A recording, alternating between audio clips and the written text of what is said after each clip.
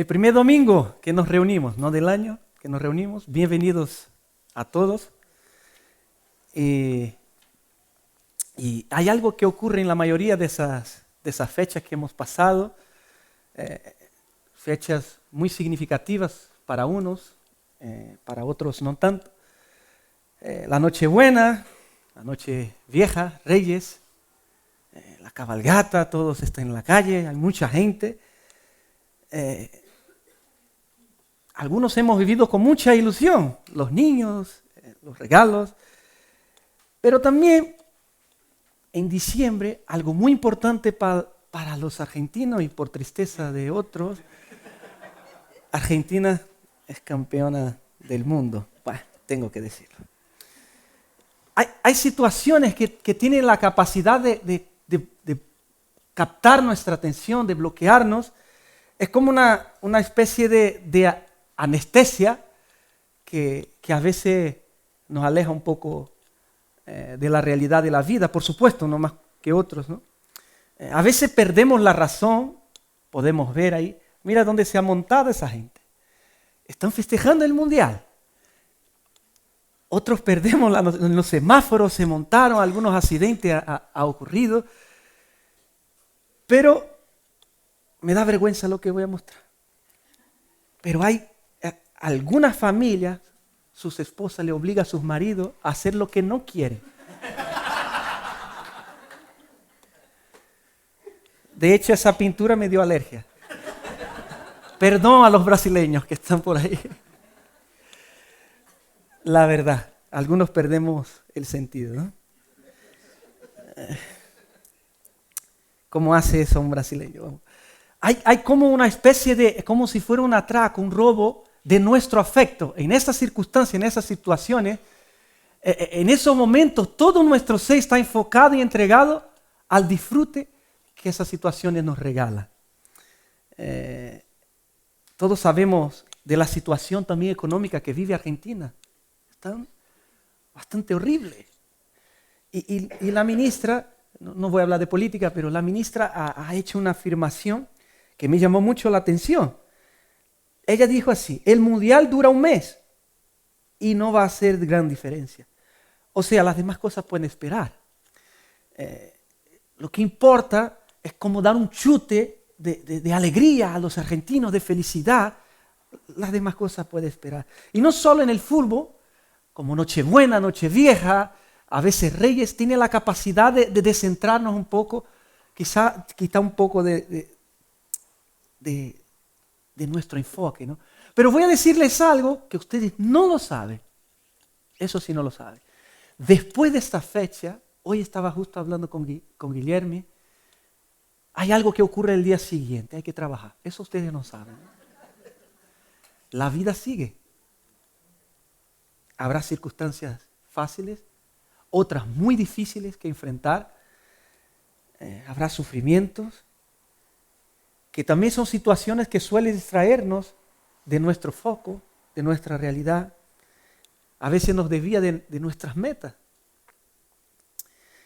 A ver, yo soy la persona que o meto la pata porque hablo mucho, o a veces me meto donde no debo.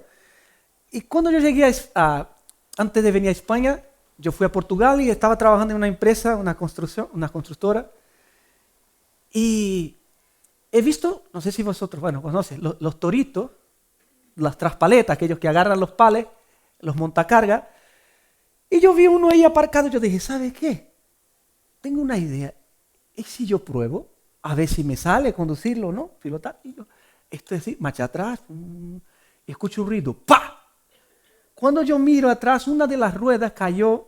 Cuando uno va a pasar en la ITV, hay el foso de los mecánicos que van por debajo, pues la rueda cayó ahí. Y yo digo, madre mía, ¿qué hago? Pero claro, como personas como yo dije, tuve otra idea. Vi una cadena gorda y un trato grande. Y yo, ¿sabes qué? La cadena, engancho y lo saco. Y toda ahí, la película que monté, me monté en el trato y fue, engancho la cadena y yo no sé qué pasó, que saqué de ahí el bicho. Lo saqué, le puse el torito dentro y fui con el trato a guardarlo. Pero cuando estaba yendo, yo me di cuenta que yo no sabía dar marcha atrás.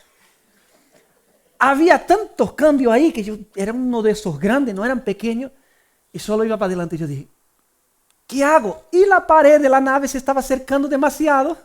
Sara se ríe. Y yo no sabía dar marcha atrás, pero faltaba muy poco. Mira, nunca oré tanto. Yo dije, Señor, ayúdame. Y no sé cómo, también metí marcha atrás y puse el trato. Cuando salgo, el jefe llega. ¿Cómo está? Yo, bien, bien, bien. Todo bien. A veces me meto en cada fregado que yo digo. Y en nuestro cotidiano hay dos formas, ¿no?, de estar en situaciones difíciles. Una por una fatalidad, a veces las catástrofes naturales, a veces una pérdida de un familiar que no esperábamos, un hijo, una enfermedad.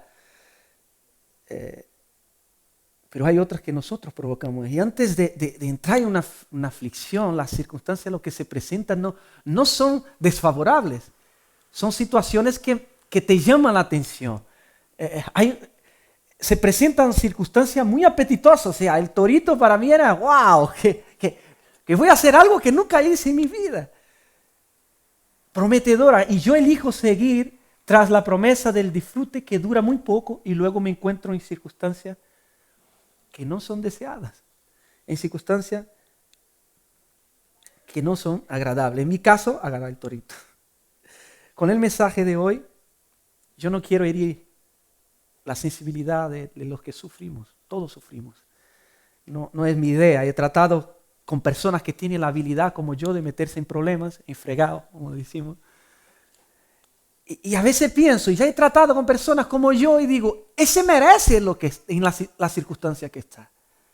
Porque si fuera un pelín más sabio, no hubiese agarrado el torito y no hubiese pasado esa situación que está.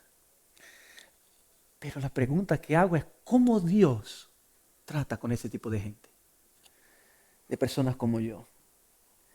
Que en el contexto que hemos leído hoy, David es el causante de todas las calamidades que está viviendo.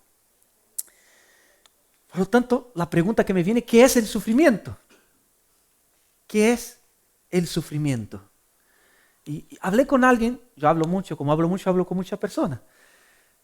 Hace 2 semanas, y infelizmente, la mujer había perdido un bebé que estaba por nacer, faltaban 2 semanas, le dio un paro cardiorrespiratorio, y nosotros hablábamos, ¿no?, con esa persona, no quiero involucrarla, no quiero decir el nombre, y hablaba con ella y la diferencia que hay cuando hay personas que están festejando sus logros por montar leyes y asesinar bebés dentro de sus vientres, de los vientres de las mujeres, en comparación de la tristeza y el dolor que esa familia estaba sintiendo.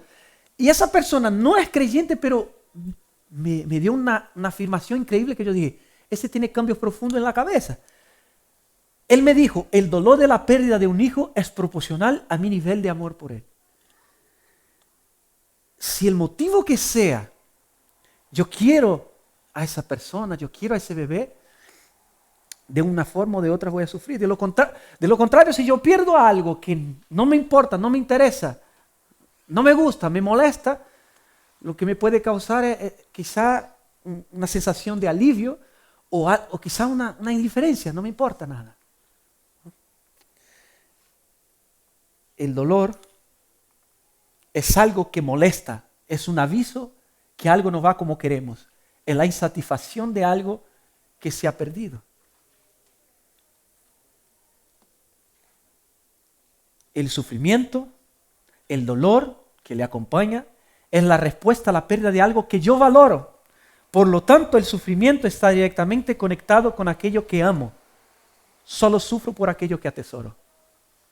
Si yo no quiero algo,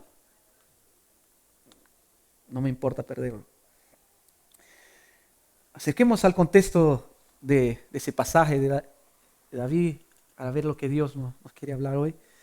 A través del rey David, cómo él trata esa ausencia, lo que él había perdido, porque el contexto de David en ese salmo es que su hijo, lo estaba persiguiendo para matarlo. Siendo las aflicciones por una fatalidad que me viene o por consecuencia de mis acciones, en ese caso, lo que estaba ocurriendo a David, todos nos acordamos, o algunos, quizás no todos, del pasaje donde David él comete el adulterio y asesina a la mujer de Betsabé, que él está en su palacio y él ve la oferta que se le presenta, llama a aquella mujer para su palacio, se acuesta con ella y tiene un embarazo indeseado, y luego intenta echar la culpa en el marido, intentó hacer una hazaña para que el bebé, el marido creyera que fuera suyo, no logrando, lo manda al frente de la batalla y lo mata, lo asesina. Uno de sus mejores soldados, ¿no? Urías. David es el hombre que por su adulterio y su asesinato, cualquiera de nosotros diríamos, ese tío no tiene perdón. No es merecedor de perdón, lo que queríamos sería justicia, todo lo contrario. Y muchas veces venganza, quiero venganza, él merece todo como yo pensaba de esa persona que yo había tratado. Esa persona merece lo que le está pasando. Merece que su hijo Absalón le persiga para matarlo. Porque él ha matado, él ha violado las leyes de Dios. ¿O no es verdad cuando nosotros vemos una película y el bueno de la película hace justicia o venganza contra el malo de la película? Yo soy uno que entro en la película y digo, sí, bien, la justicia sea hecha. Eso está tan impregnado en el ser humano que muchos actores que participaron de películas y fueron los malos de la película sufren en la calle. A veces las personas confunden lo virtual con la realidad. Y hasta el mismísimo David, o sea, esas son palabras mías, pero hasta mismo David, cuando el profeta Natán lo va a confrontar, él llega a la misma conclusión de nosotros. Mira, y se encendió la ira de David en gran manera contra aquel hombre. Y dijo a Natán, vive el Señor que ciertamente el hombre que hizo esto merece morir. Lo que David está diciendo, aquella persona, porque Natán cuando confronta a David, él viene con una especie de ejemplo, de una parábola, usando animales. Y David dice a esa persona, y debe pagar 4 veces por la cordera, porque hizo esto y no tuvo compasión. Entonces Natán dijo a David, tú eres aquel hombre. David también tenía el mismo pensamiento que nosotros. Esa persona que hizo tal cosa no merece perdón. Merece la muerte. Cuando hay alguna injusticia nos encendemos de ira, pero la mayoría de esa ira en nosotros como seres humanos caídos está gobernada por nuestra ceguera. No vemos. David no veía nada. David no lo veía. La realidad de lo que él había hecho. Sí, el rey David no merece el perdón de Dios. Pero las personas en el contexto de David justo pensaban lo mismo que nosotros pensamos. Oh Señor, se han multiplicado mis adversarios, muchos levantan contra mí, muchos dicen de mi alma, para él no hay salvación en Dios. Las personas también decían, para David no hay solución.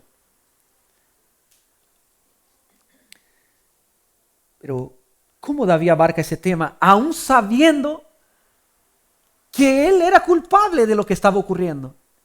Él se acordaba de lo que él había hecho y de lo que Natán le había dicho a él. ¿Qué hacer en medio del sufrimiento? Lo primero que David hace, David se acerca a Dios y se acerca con sinceridad. La pregunta que yo me hacía es, ¿a qué tipo de Dios David se acerca, no? ¿Qué quiero decir con eso? Cuando David va a Dios con toda su carga, con todos sus problemas, era el Dios que le había construido por la cultura, por lo que dicen los demás. ¿Cómo David fue a Dios pensando que era un mago o con la fe, la supuesta fe que podía manipular la mano de Dios o mover, como dice algunos mover la mano de Dios a un lugar u a otro para que Dios haga mi voluntad? ¿A qué Dios, cómo David se acercó a Dios? ¿O él se acercó a Dios en función de la realidad de quién es Dios de verdad? ¿Quién es el Dios de Israel, el Dios de la Biblia? No el Dios que nosotros muchas veces pensamos que es como es. Y hay otra observación que yo vi en el texto, que cuando David se acerca a Dios hay una manera específica que él se acerca y lo repite varias veces. Él lo llama de Señor. Oh Señor, oh Señor, clamé al Señor. El Señor me sostiene. Levántate, Señor. La salvación es del Señor. Yo creo que lo que David tiene claro aquí es que en medio de su situación, Dios no ha dejado de ser su Señor. Mejor, Dios no ha dejado de ser el Señor.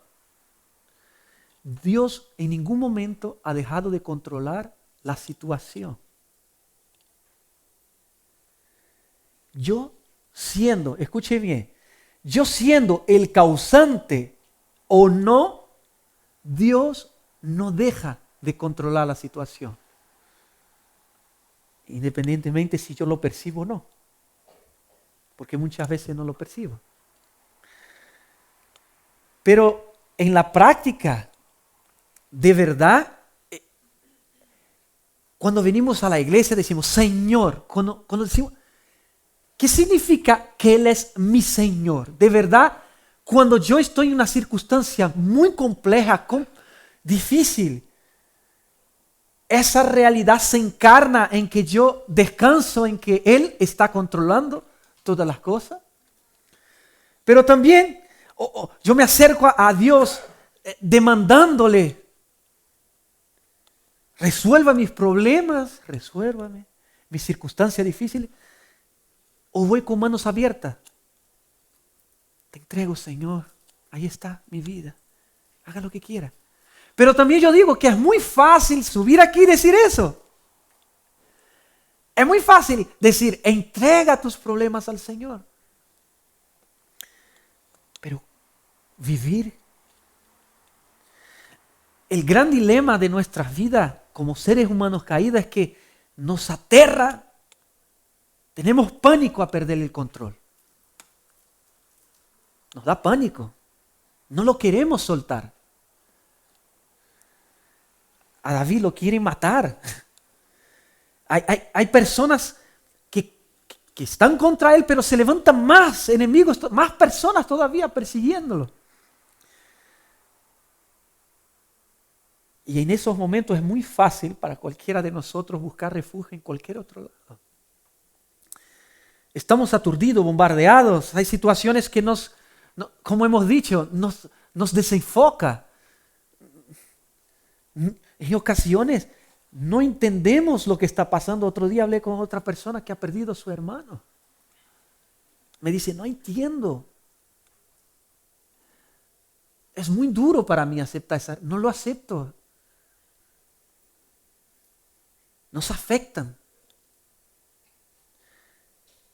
Y lo normal muchas veces miramos a nuestro alrededor y echamos culpa a Dios o a veces a otros. Puede que no sea tu caso. Eso, pero con todo lo que le está pasando a David y que es consecuencia de lo que hizo, pero esa realidad no nos aleja de Dios. Él va al lugar correcto y expone su situación. Un paréntesis, eso me ocurre a mí bastantes veces. Cuando pecamos, ¿qué solemos hacer? Mi inclinación casi siempre es huir de Dios. Fue la inclinación de Adán y Eva cuando pecaron. Lo primero que hicieron fue huir, esconderse. Y esa es nuestra inclinación. En ese momento David va a Dios, va al lugar correcto. ¿Y cuál es la actitud de David al acercarse a Dios? Con la realidad de lo que está pasando. como dice un buen malagueño. Me acuerdo de Priscila, que habla medio así. Estoy fatal. Estoy fatal. David no esconde su realidad. Oh Señor, cómo han multiplicado mis adversarios, cómo se levantan contra mí. Muchos dicen de mi alma, para él no hay salvación. Quizá un acercamiento sería, Señor, me falta la confianza en ti. Que a veces, he escuchado muchas veces desde el púlpito, hablar de super hombres y super mujeres cristianas que tienen fe. No, Señor, me falta la fe. Me falta la confianza en ti. Estoy mal.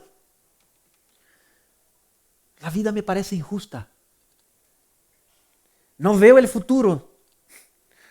Me siento culpable. Señor, me está doliendo mucho lo que me está pasando. Quizás para mí, lo que te está ocurriendo a ti, para mí no duele, porque no es algo que yo atesoro. Pero para ti, ¿qué te duele? Va a Dios. Me está doliendo, Señor. ¿Y cuál es la consecuencia o las consecuencias de acercarse a Dios con sinceridad?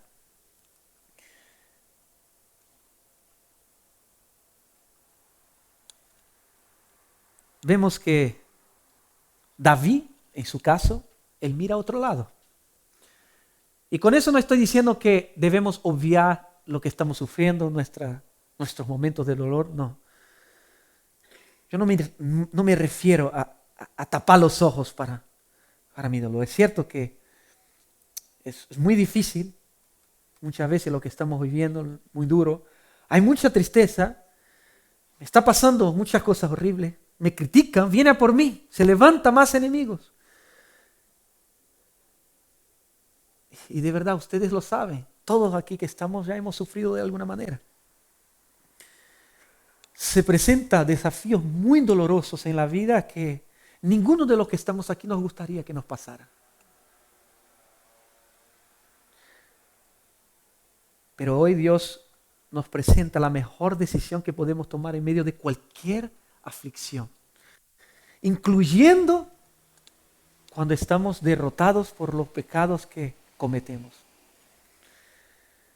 Pero en varias ocasiones nosotros estamos como cuando un niño cuando pierde un juguete detrás del sillón y está intentando mover el sillón para buscar el juguete y no lo puede, y su padre le dice, hijo, ¿ha usado toda su fuerza? Y el niño dice, sí, papá, mira, lo estoy usando, pero no puedo mover.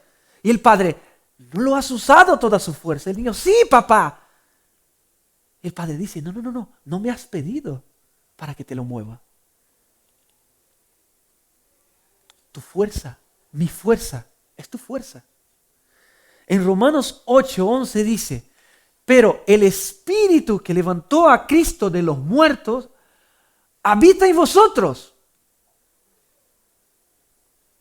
El poder de Dios mora en nosotros. Lo hemos pedido su ayuda. Nos hemos acercado a Dios creyendo que le vamos a encontrar. Está disponible. ¿Y cuáles son las consecuencias que tiene a David cuando se acerca a Dios? La opinión de otros no altera la realidad de quién es Dios. Muchos dicen de mi alma, para él no hay salvación. Aquí lo que está en juego en sí no es la salvación de David. Fíjate bien lo que está diciendo el texto. Para él no hay salvación en Dios. Lo que está en juego es el objeto por la cual David se va a refugiar. O sea, es Dios mismo está en juego. Sus enemigos estaban poniéndose en el lugar de Dios. Si Dios es el que salva, ¿quién somos nosotros para decir quién Dios va a ayudar o no? Independientemente de cómo se encuentra la persona. Este ya no tiene remedio. Aquella persona está perdida ya. Ay, Señor, tanto he orado, no se convierte. Podemos aplicar eso a muchas cosas. Ese ya no tiene solución para su vida. Estamos dictando el juicio que solo a Dios le pertenece. Para este ya no hay salvación en Dios. Dios ya no le puede salvar. Como a veces decimos, ese ni Dios quiere salvarlo, de tan malo que es. Pero hay un contraste interesante, que la opinión de esas personas, si David lo hubiese escuchado, Dios sería el último lugar que David buscaría ayuda. Pero David tiene una experiencia con Dios. Él hace lo contrario. Él dice, Dios, yo sé quién eres. Yo sé lo que he vivido. Yo ya he vivido esa experiencia antes. David mira a otro lado. Pero también David puede ver la cercanía de Dios en su aflicción. Eres mi escudo, eres mi gloria, el que levanta mi cabeza. David puede ver a Dios involucrado y puede ver por diferentes ángulos. Él puede ver de alguna forma la protección de Dios, su cercanía, el gobierno, su auxilio. Cuando él ve esa grandeza de Dios, que nadie podía hacerle escapar de lo que le vendría. Pero ver el auxilio de Dios, cuando él ve esa gloria, esa grandeza, el obrar de Dios, cuando David se da cuenta de esa realidad, le hace vivir de una perspectiva diferente. Y no solamente cuando David ve a Dios involucrado, sino que David observa que el carácter de Dios, cuando David le pide ayuda, no podemos olvidar, como hemos dicho en el principio, que David era un hombre sanguinario, había matado, asesinado. La pregunta que me viene es, ¿cómo puede Dios escuchar a un hombre de ese tipo? ¿Cómo puede Dios escucharme a mí? ¿Cómo Dios puede escucharte a ti después de lo que has hecho? Después de lo que hemos hecho. Con mi voz clamé al Señor y Él me respondió desde su santo monte. David encuentra descanso en Dios. Yo me acosté y me dormí. Desperté, pues el Señor me sostiene. No temeré a los 10 millares de enemigos que han puesto en derredor contra mí. El miedo, la inseguridad, persecuciones. ¿Qué va a pasar mañana? La incertidumbre de lo que nos ocurrirá en el futuro. Pero a ver, lo normal es que cuando alguien quiere quitarte la vida, vamos a poner el contexto. Lo último que haríamos cualquiera de nosotros era dormir. Semejante estupidez, dormir mientras hay un ejército persiguiéndote. ¿Cómo es posible hallar descanso en medio de situaciones difíciles?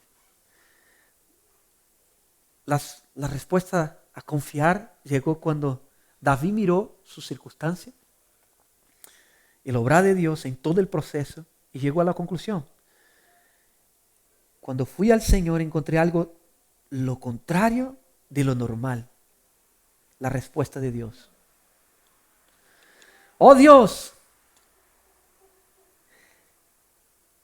he visto en ti alguien diferente de todo lo que se puede comparar, diferente de ti, de todo el mundo.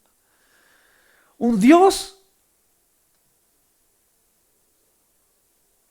que a una persona como Leo jamás esperaría que respondiera. La respuesta de Dios a una persona que yo no esperaría que respondiera y tampoco que merezco que me responda. ¿Cómo así, David? ¿Cómo encuentra descanso en medio de la aflicción? Mirando a otro lado. Dios, tú eres digno de confianza. Por lo tanto, David encuentra descanso al haber visto y experimentado la realidad de quién es Dios. Y otra cosa, fuera de lo normal que vemos en el texto, a veces los textos nos muestran cosas. No temeré a 10 millares de enemigos que sean... A ver, pará.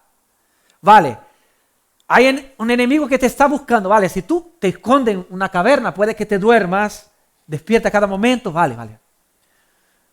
Pero que estén a tu alrededor 10 millares de enemigos y que tú no tengas temor, eso ya te está pasando, ¿no, David? Vamos. A todos tendríamos miedo. Pero si pongo mis ojos en quién es Dios, las circunstancias pueden continuar siendo las mismas. Pero mi estado interno de confianza cambia. Es como cuando una persona que tiene miedo de la oscuridad, imagínate que está en un lugar pacífico, y igual tiene miedo a la oscuridad, pero viene 100 soldados con metralletas en la mano y va con esa persona a la oscuridad. Esa persona va, pues ya no tiene miedo. ¿Qué ha ocurrido? Ha habido un intercambio. La confianza que esa persona tenía en sí misma, o sea, ella pensaba que no era capaz de enfrentar la oscuridad, por lo que sea, ha cambiado por la confianza en los soldados. Por lo tanto, ella puede ir a la oscuridad sin miedo. Cuando descubrimos la compañía de quién está a nuestro lado, pero no la idea del Dios que yo creo que es Dios. Cuando yo descubro la magnitud, el alcance del poder de Dios en cualquier área de mi vida, su soberanía, su control, su amor, su compasión, su misericordia. Cuando yo descubro que, como Gaby dijo, que es un Dios, o Cristian, que es un Dios que se compadece con nosotros, que sufre con nosotros en nuestro sufrimiento, habrá un intercambio. La confianza que yo pondría en mí mismo o en cualquier otro medio, hay un intercambio. Yo comienzo a confiar en el Dios de la Biblia, en el Dios que se nos presenta a David. Mi estado interno en mis circunstancias tiene que ver con el grado de percepción que tengo de quién está a mi lado. Si yo pienso que Dios es injusto, mis circunstancias serán horribles, terribles. Si yo pienso que es un Dios que no se compadece de mí, me haría la víctima de mis circunstancias. Y la última consecuencia que vemos de David acercarse a Dios es, David entrega su situación a Dios. Levántate, Señor, sálvame, Dios mío, porque tú hieres a todos mis enemigos en la mejilla, rompes los dientes de los impíos. La salvación del Señor sea tu pueblo, tu bendición. Varios comentaristas nos dicen que esa primera parte nos da una idea de urgencia. No quiero parar en detalles de ese texto, pero hay una esperanza en David, una seguridad que de una forma u otra Dios llevará a cabo esa ayuda. De una forma u otra, por su convicción de quién está a su lado, David encuentra a Dios digno de confianza. El énfasis en la insistencia de David muestra la seguridad que él tiene en el carácter de su Señor. Todo lo que le está afligiendo, solo hay un lugar donde él puede encontrar ese refugio seguro, encontrar ese descanso en Dios mismo. Como hemos dicho anteriormente, aquí no es un acercamiento donde Dios hace lo que quiero y como quiero, sino que es una súplica concienciada de quién es Dios en realidad y que no hay otro refugio más seguro que pueda recurrir. Podríamos decir que es el desespero del alma afligida que solo en Dios encontrará ese alivio deseado. Para concluir, el salmista nos está presentando la clave de cómo vivir en medio de situaciones problemáticas o que provocamos nosotros que nos vienen por alguna fatalidad. Él me respondió desde su santo monte. La cruz. Cristo es la respuesta de Dios. Nos muestra la persona más confiable que podemos acudir. Y hoy por medio de Cristo tenemos ese acceso a Dios. Cristo es la respuesta de Dios a nuestras aflicciones, pero no para sacarnos de ella. El propósito de Dios no es quitarnos de nuestros problemas, aunque lo puede hacer y muchas veces lo hace. Sino que en medio del caos, en medio de la confusión, yo pueda percibirlo. Pueda encontrar en medio de tantos disturbios la persona más valiosa que existe. Y así encontrar descanso. En medio de aflicciones, encontrar descanso para el alma. Encontrar objetivo, encontrar enfoque. Pero hay otra pregunta que me venía al mirarme y mirar a Dios. ¿Y por qué Dios responde a personas egoístas como yo y como tú? ¿Por qué sigue respondiéndonos? Porque Él quiere darnos el regalo de su deleite, que es mayor y más intenso que cualquier otra cosa creada, incluyendo las aflicciones.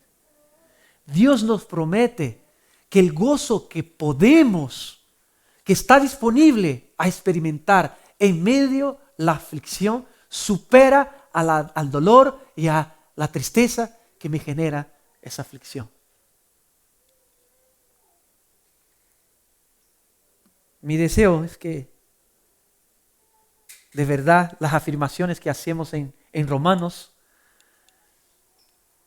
8, que las aflicciones presentes no se pueden comparar con la gloria, con lo que nosotros experimentaremos por la eternidad. Con la confianza de que todas las cosas, buenas y malas, da igual, va a contribuir para nuestro bien. Porque nuestro foco no es terrenal, nuestro foco va más allá de eso. Porque ahora, el aquí y ahora, nosotros tenemos la mejor y la mayor distracción que podemos tener.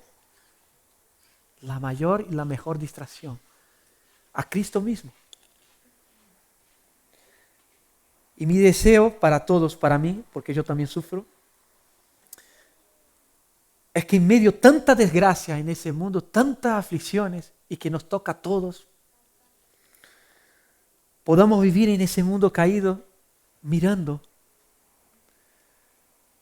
a aquel que se limitó para que nosotros viviéramos en abundancia. Que podamos vivir mirando a aquel que se humilló para que fuéramos exaltados por nuestra unión con Él. Mirando a aquel que se ensució para que nosotros estuviéramos limpios. Mirando a aquel que se empobreció para que fuéramos enriquecidos. Mirando a aquel que se desnudó para que fuéramos vestidos. Mirando a aquel que se hizo maldito en el madero para que fuéramos bendecidos. Mirando a aquel que se quedó solo. Padre, ¿por qué? ¿Por qué me abandonas? A un hijo cuando está enfermo, cuando está sufriendo, todo padre quiere estar a su lado. Dios lo abandonó, lo dejó solo, literal. ¿Por qué? Porque en ese momento Cristo estaba cargando con todos nuestros pecados.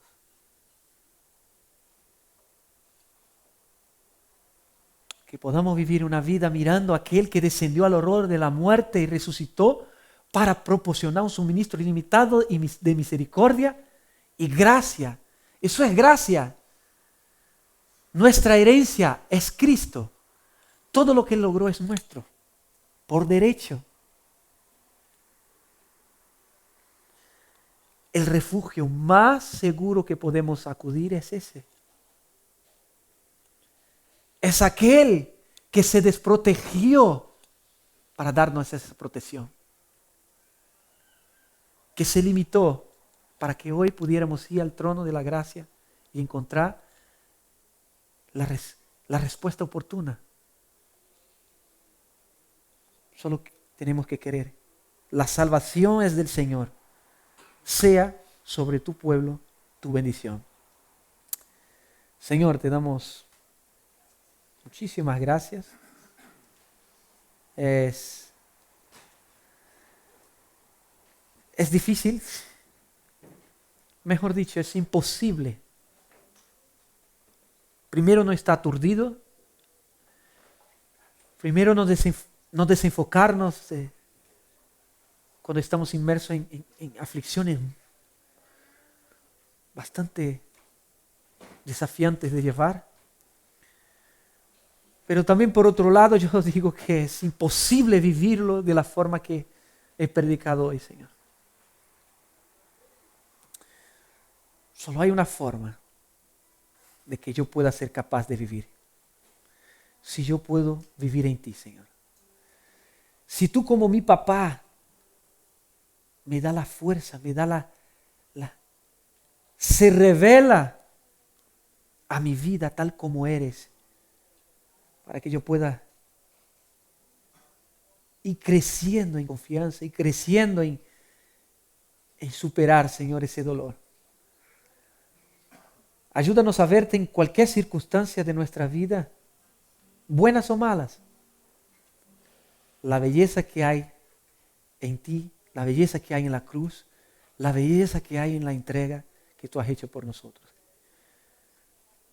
Vamos a cantar esa canción y que podamos meditar en esa letra, en ese refugio, el único refugio que hay, que solo en ti, Señor, podemos encontrar. En tu nombre, Cristo.